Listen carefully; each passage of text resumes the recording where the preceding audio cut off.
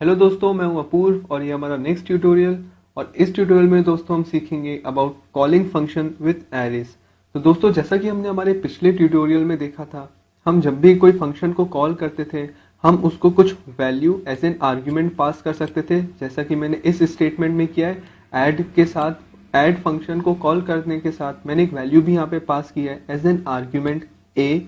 आप देख सकते हैं ये कॉल बाय रेफरेंस का एग्जांपल हमने लिया था, आप देख सकते हैं इसमें। तो इस यहाँ पे ए की जो थी एक रेफरेंस बी में जाती थी।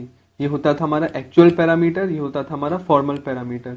और दोस्तों, अगर हम कोई आर्ग्यूमेंट पास करते थे फंक्शन को कॉल करने के साथ, तो हमको फंक्शन प्रोटोटाइप या फंक्शन डिक्लेरेशन में भी उस हिसाब से चेंजेस लाने पड़ते थे। आज दोस्तों हम डिस्कस करेंगे कि अगर हम कोई फंक्शन को कॉल कर रहे हैं, तो अगर हम फंक्शन को कॉल करने के साथ एक एरे को भी एज एन आर्ग्यूमेंट पास करना चाहते हैं तो वो हम कैसे करेंगे। तो आइए दोस्तों हम देखते हैं कि ये काम कैसे करता है। मान लीजिए दोस्तों, इस बार मैं मेन में एक एरे लेता हूं, suppose int a of size 5। उसके बाद आपको जैसा कि पता है हम इसमें वैल्यू इनपुट करा सकते हैं।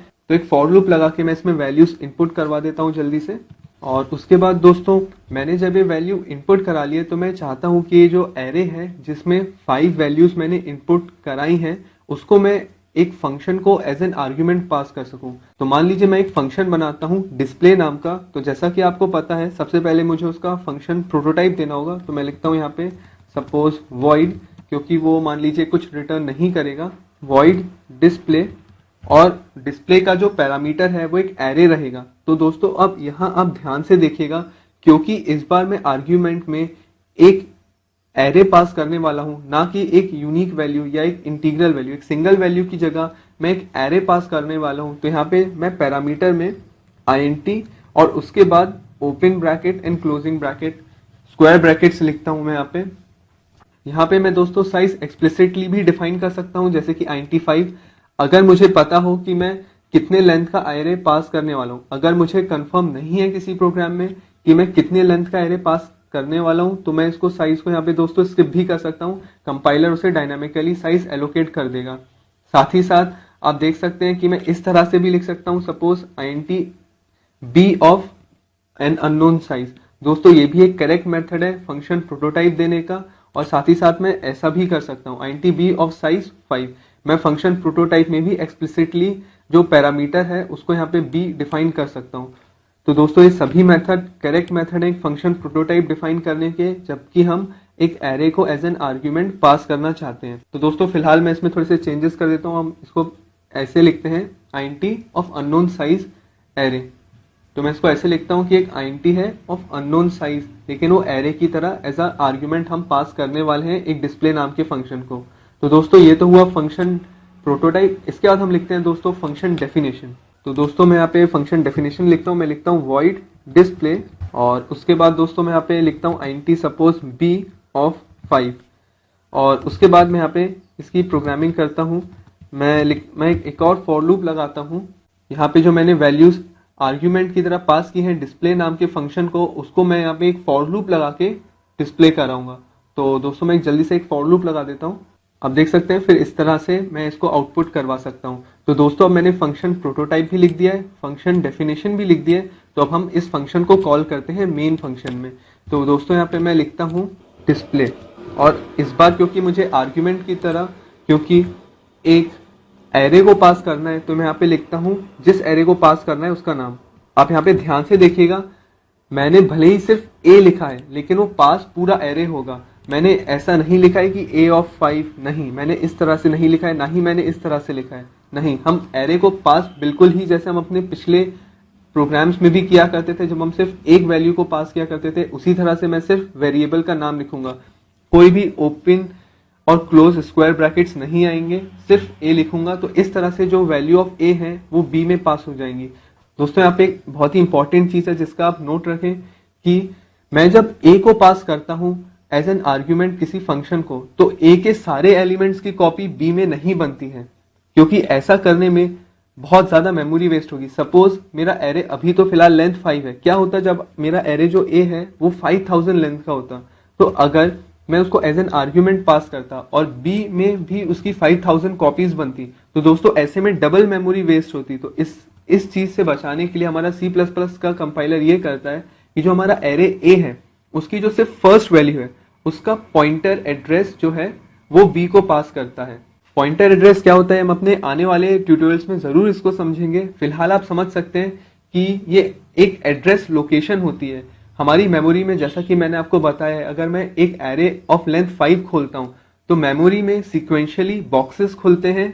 हर बॉक्स की लेंथ उसके डेटा टाइप पे डिपेंड करती है। इंटीजर है तो 2 बाइट उसकी लेंथ होगी हर बॉक्स की। तो इस तरह से एक बॉक्स खुलते हैं सीक्वेंशियली मेमोरी में, जिसकी हर बॉक्स की एक खुद की मेमोरी एड्रेस होती है।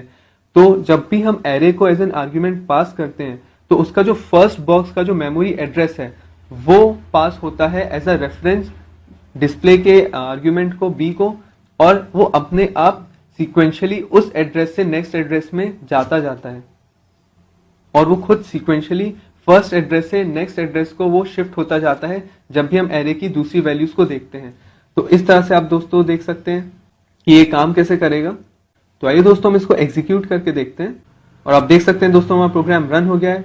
फर्स्ट स्टेटमेंट है एंटर वैल्यू ऑफ 1। ये इस वाले फॉर लूप के कारण हो रहा है कि हमको अभी 5 वैल्यूज इनपुट देनी है। तो मान लीजिए मैं डालता हूं 10, then 20, then 30, then 40 and then 50।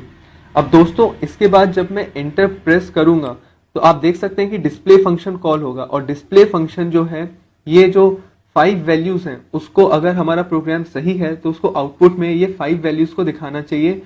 अगर हमारा प्रोग्राम सही है तो जो ए की जो मैंने यहाँ पे 5 वैल्यूज ये इनपुट की हैं ये एज एन आर्ग्यूमेंट पास हो जाना चाहिए डिस्प्ले नाम के फंक्शन को, और डिस्प्ले नाम के फंक्शन को इन 5 वैल्यूज को उसको आउटपुट में दिखाना चाहिए। तो मैं एंटर प्रेस करता हूं और आप देख सकते हैं जैसा कि हमारा एक्सपेक्टेड आउटपुट था बिल्कुल वैसा ही आया है।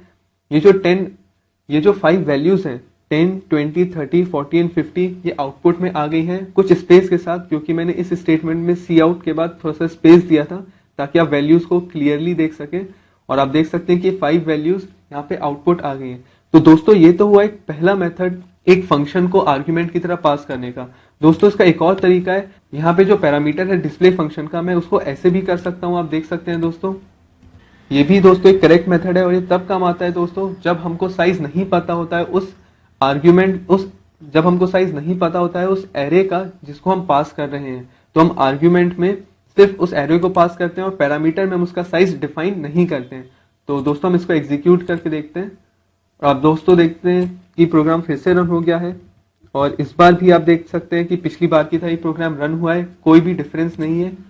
एक और दोस्तों तरीका होता है फिर से पैरामीटर को डिफाइन करने का *b, और ये साइज का सिंबल भी नहीं लगाऊं। दोस्तों ये पॉइंटर मेथड होता है, हम इसको अपने आने वाले ट्यूटोरियल्स में जरूर डिस्कस करेंगे कि पॉइंटर्स होता क्या है। फिलहाल आप इसको देख सकते हैं कि दोस्तों ये भी एक मेथड होता है एज अ पैरामीटर लिखने का, कि डिस्प्ले फंक्शन जो है वो इस एरे को एक्सेप्ट कर सकेगा एज एन आर्ग्यूमेंट।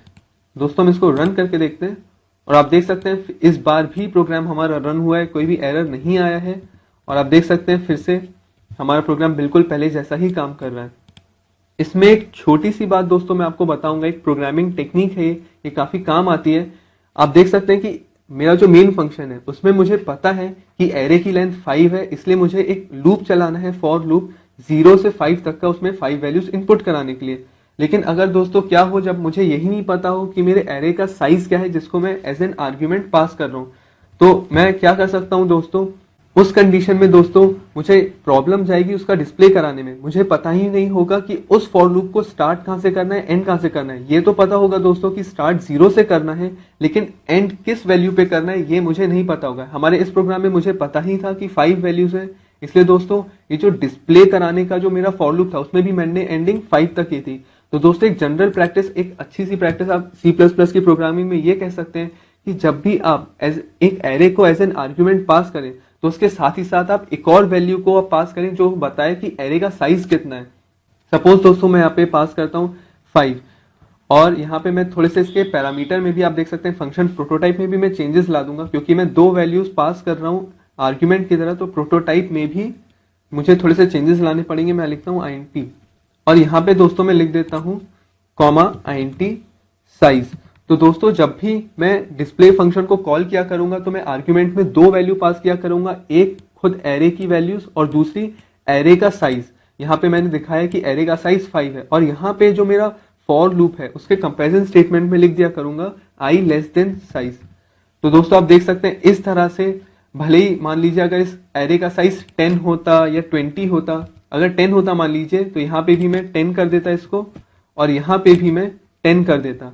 तो दोस्तों यहाँ पे मुझे ये तो पता है कि मैंने जो एरे भेजा है उसका मैक्सिमम साइज 10 है, लेकिन यहाँ पे मुझे बार बार वो चेंजेस नहीं लाने पड़ेंगे, वो अपने आप ही 10 साइज नाम के वेरिएबल में आके स्टोर हो जाया करेगा, और ये जो फॉर लूप है वो 0 से स्टार्ट होके साइज की वैल्यू तक चला करेगा। तो अब दोस्तों देख सकते हैं कि इस तरह एक काम कर सकता है। आइए हम इसको एग्जीक्यूट करके देखते हैं। आप देख सकते हैं दोस्तों प्रोग्राम एग्जीक्यूट हो गया, और मैं जल्दी से 10 रैंडम वैल्यूज इनपुट दे देता हूं, और 11, और आप देख सकते हैं दोस्तों ये काम कर गया। 2 3 अप टिल 11 उसने एग्जीक्यूट कर दिया है, और उसका आउटपुट हमें दे दिया है। तो होप दोस्तों आपको मेरे इस ट्यूटोरियल में काफी कुछ समझ में आया होगा। जुड़े रहिए मेरे ट्यूटोरियल से। Thanks a lot.